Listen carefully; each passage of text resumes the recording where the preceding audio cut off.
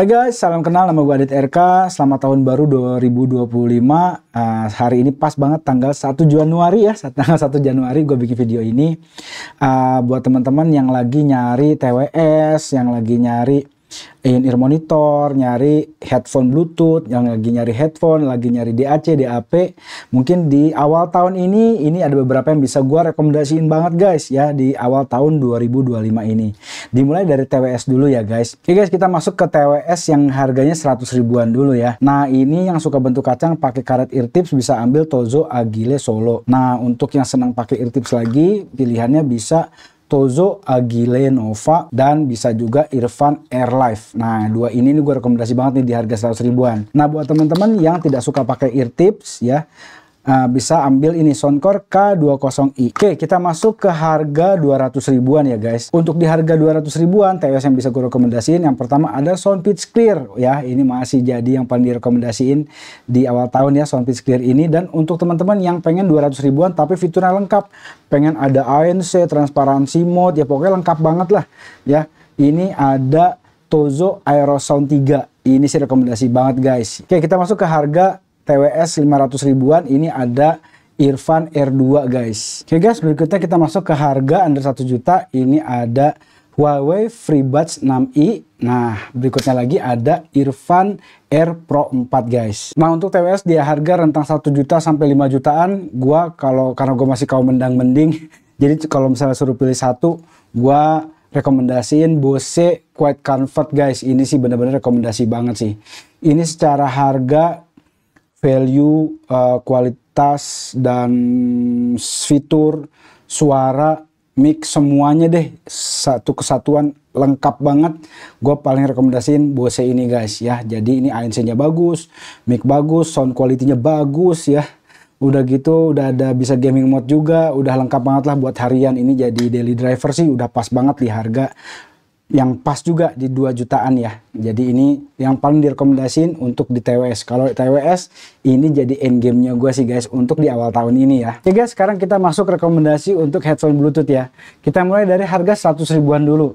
Untuk di harga 100 ribuan ini yang paling gue rekomendasiin guys. Ini ada headphone Bluetooth dari Ripple RHB A007. Ini sih di harganya asli rekomendasi banget guys. Oke guys, kita langsung masuk ke harga yang di 600 ribuan ya. Karena menurut gua yang lain kayaknya bisa di skip aja, bisa langsung ke harga 600 ribuan. Ini ada dari Edifier W800BT. Asli ini sih di harganya ini udah, wah udah puas banget ya guys, ini asli. Nah berikutnya kita masuk headphone Bluetooth untuk harga under 1 juta dan 1 juta ya.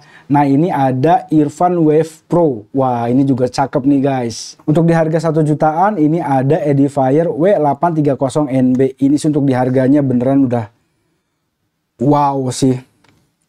Cakep banget sih guys, dari semuanya fiturnya udah bagus banget sih ini. Oke guys, sekarang kita masuk ke in-ear monitor ya. In-ear monitor yang bisa gue rekomendasiin di awal tahun ini mulai dari harga 100 ribuan ya guys. Untuk di harga 100 ribuan yang bisa gue rekomendasiin, yang pertama ini ada Tin Hi-Fi C0 guys. Nah yang berikutnya ada CCA Polaris. Nah yang berikutnya lagi buat teman-teman yang suka dengan karakter V-shape bass head, ini ada KZ Castor yang bass boost ya guys. Oke guys, kita sekarang masuk ke harga antara 200.000 sampai 500.000. Yang ini yang paling gue rekomendasiin, yang pertama ini ada Tangzu One R SG dan Tangzu One R Studio. Nah yang berikutnya lagi gue bisa rekomendasiin ini ada Tanjim Bani. Nah kalau yang paling gue rekomendasiin banget di under 500.000 itu ada ini guys, Kinera Waven putih. Wah ini sih untuk di harga under 500.000.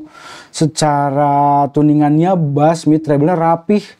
Udah gitu teknikalitasnya juga bagus ya. Jadi ini gue rekomendasi banget buat dengerin musik, main game, nonton film, sama monitoring di atas panggung untuk musisi, untuk semua instrumen guys. Ini udah cakep banget ya. Oke guys, kita masuk ke range harga under 1 juta ya. Nah di under 1 juta gue bisa langsung rekomendasiin dua ini nih. Yang pertama ini ada yang baru ya, dari Tin Hi-Fi C3 MK2.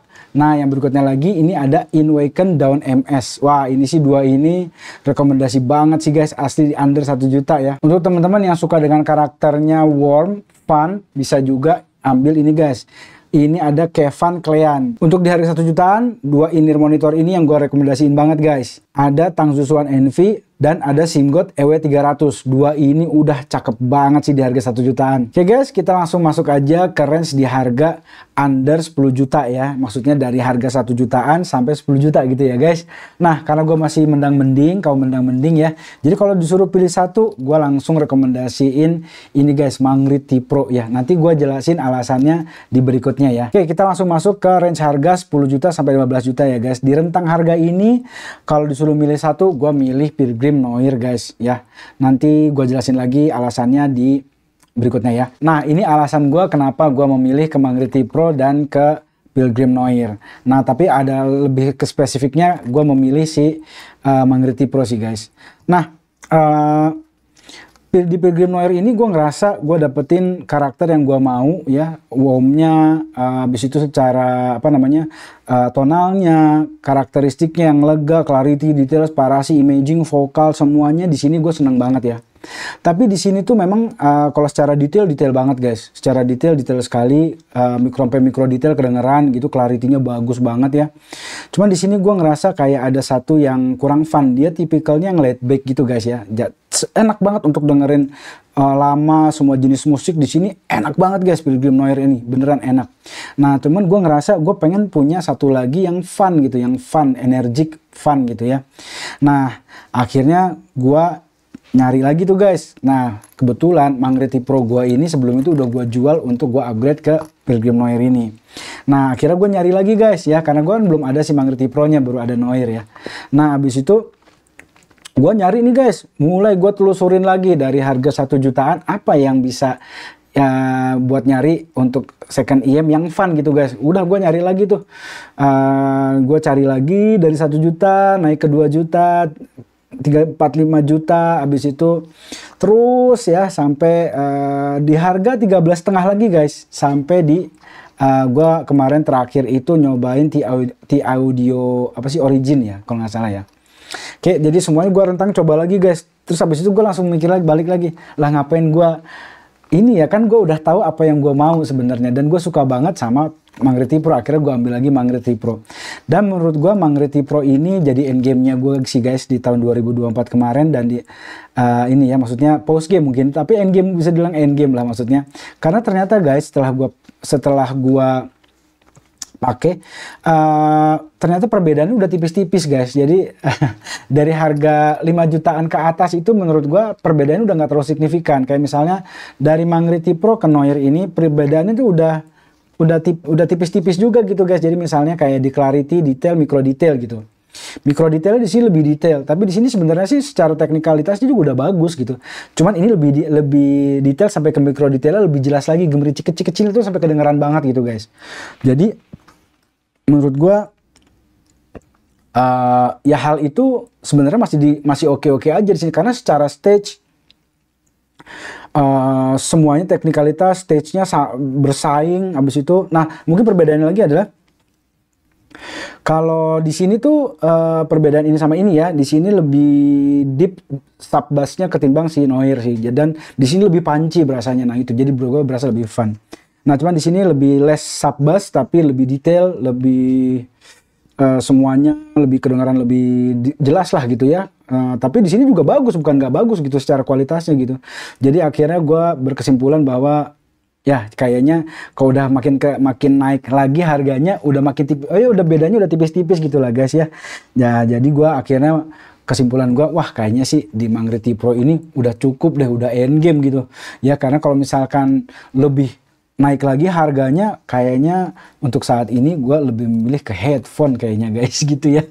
Oke, nanti kita masuk ke segmen headphone ya guys. Nah itu sharing gue sedikit mengenai si Mangriti Pro ini, karena ini masuk ke tonal yang gue cari, selera yang gue suka. Tapi balik lagi ke playlistnya teman-teman ya. Kalau teman-teman kira-kira kalau disuruh pilih satu nih antara range harga mungkin yang tadi ya, dari 1 juta sampai 15 juta, kalau pilih satu pilihan teman-teman apa sih, bisa chat di komen ya, bisa ketik di komen ya.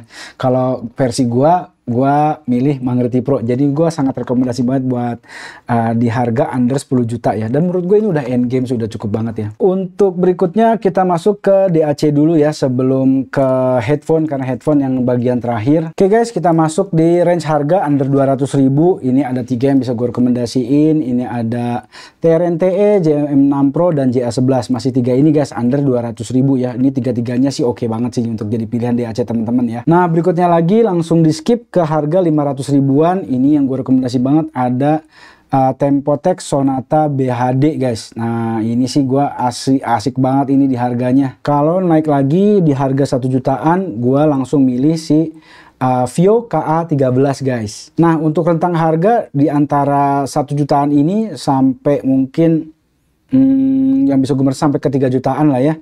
Gue agak bingung sih guys pilih yang mana, karena kayaknya bedanya, bukan bedanya, maksudnya sama kayak kalau misalnya itu gue harus milih satu, apa nih yang bisa gue rekomendasiin ke teman-teman ya. Nah, kalau untuk di harga 3 jutaan, ini yang jadi daily driver gue saat ini ada BTR 17 guys. Asli ini gue rekomendasi banget ya.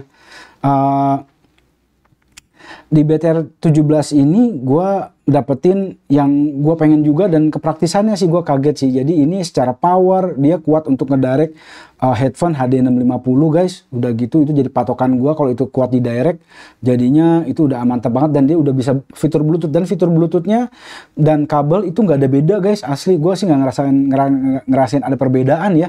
Untuk dari secara gain dan lain-lain tuh nggak ada kekompres, nggak ada apa, bener-bener smooth banget, gila. Dan gue coba compare antar colok kabel sama Bluetooth, bener-bener wah gak ada bedanya. Dan gue kemarin ngetes pakai HD650 untuk dipakein Bluetooth, aman guys. Nah, ini bisa nyalain desktop mode-nya juga ya, jadi powernya tuh emang gede banget guys, terutama untuk dicolokan yang balance-nya ya. Nah, jadi biasa gue setupnya begini nih. Jadi ini dicolokin ke power bank ke sini untuk dapetin desktop mode-nya, dan dia bisa Bluetooth.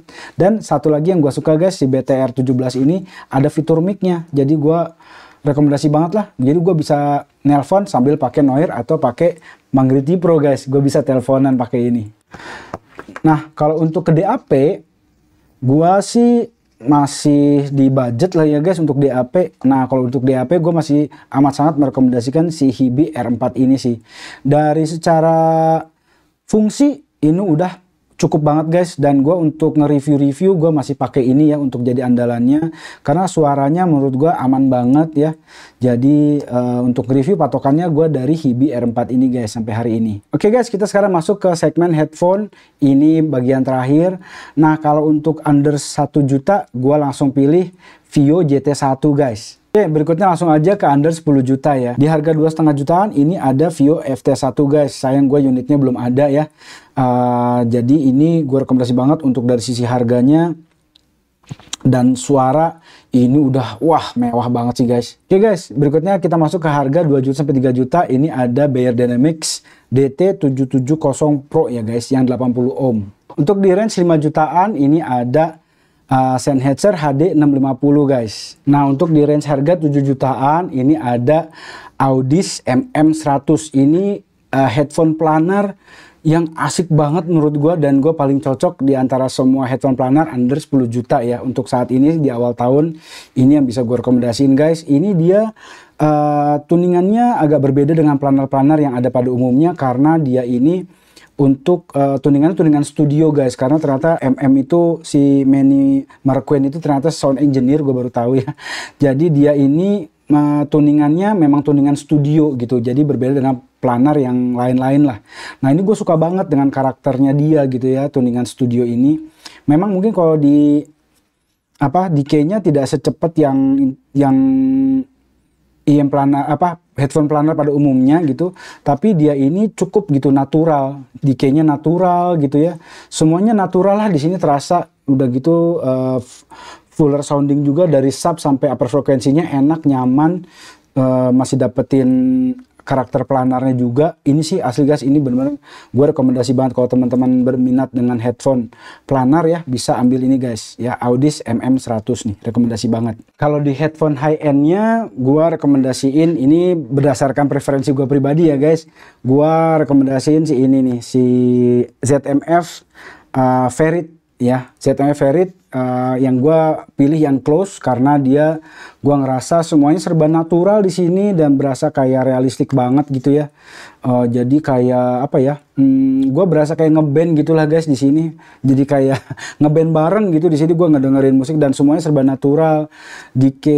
Kick bass itu decay-nya juga berasa natural. Semuanya sih enak banget lah di sini ya. Gue ngerasa udah gitu dia stage-nya itu kayak berasa kayak bulat gitulah guys. Di ininya kayak kita ada berasa di satu ruangan di studio. Kalau gue ngegambarinnya sih kayak studio Aquarius, kan studio Aquarius tuh agak gede gitu ya studio rekamannya.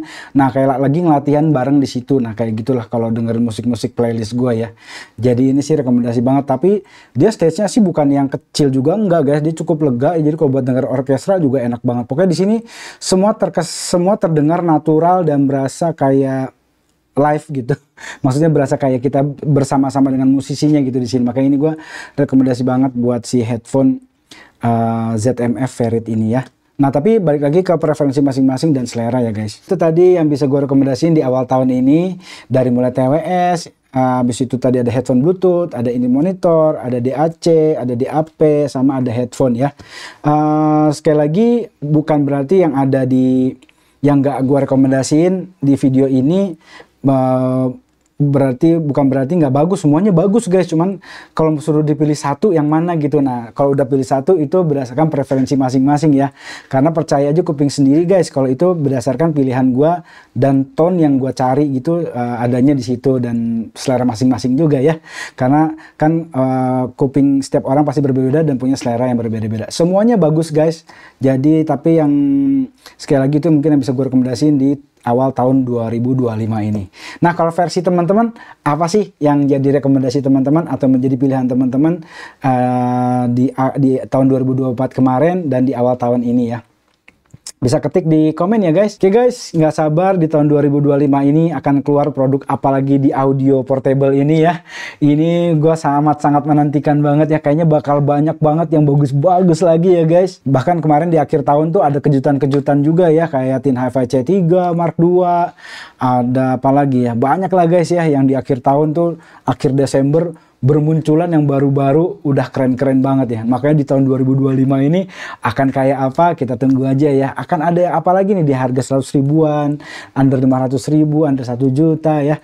Baik dari DAC, DAP, ya headphone, semuanya lah guys. Gua excited banget ya untuk nunggu karena kayaknya sih bakal keren-keren banget nih guys. Oke, kita tunggu aja ya untuk review-review berikutnya dan produk-produk yang akan datang bermunculannya kayak apa nih. Oke guys, mungkin itu yang bisa gue sharing di video kali ini. Semoga bermanfaat.